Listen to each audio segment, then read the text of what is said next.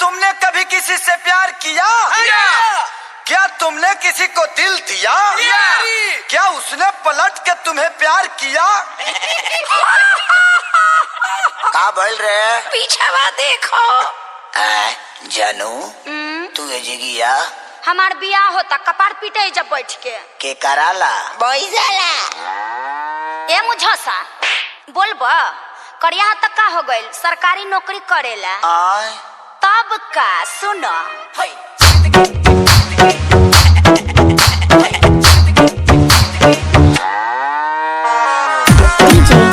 DJ Santosh राज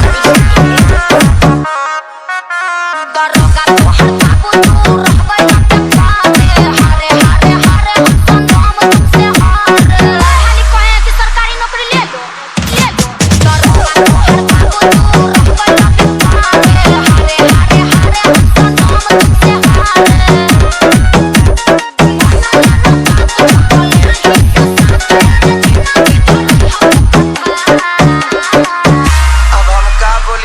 बुझाते नहीं के तहनी के बुझाता तहार दर्द हमनी के कहते से सुना।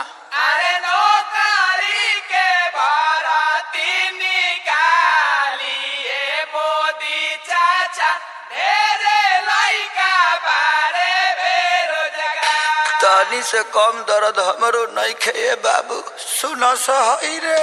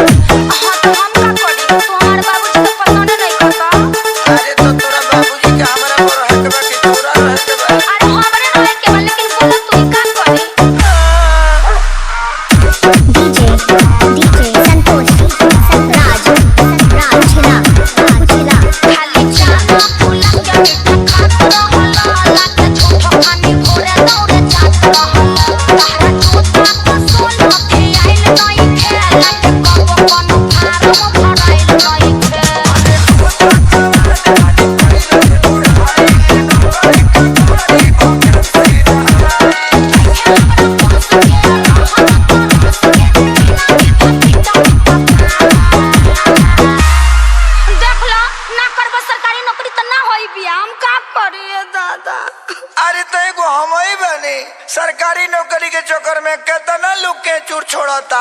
हाँ तो तू छोड़बा का ओकरा साथ ही सोचा तानी। अरे नौकरी के बाराती निकालिए नीतीश चाचा ढेरे लइका बारे बेरोजगार।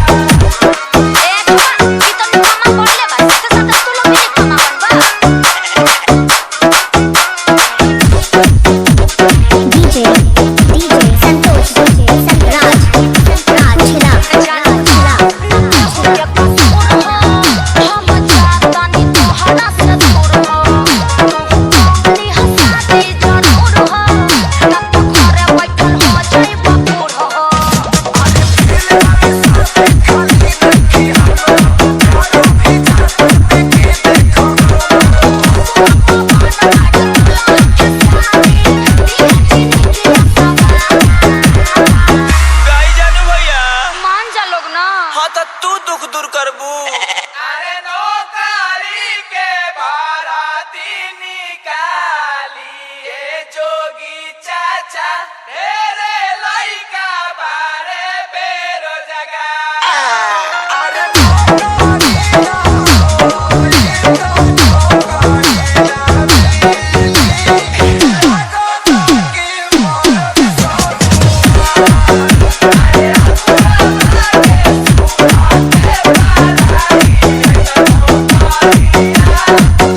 डीजे संतोष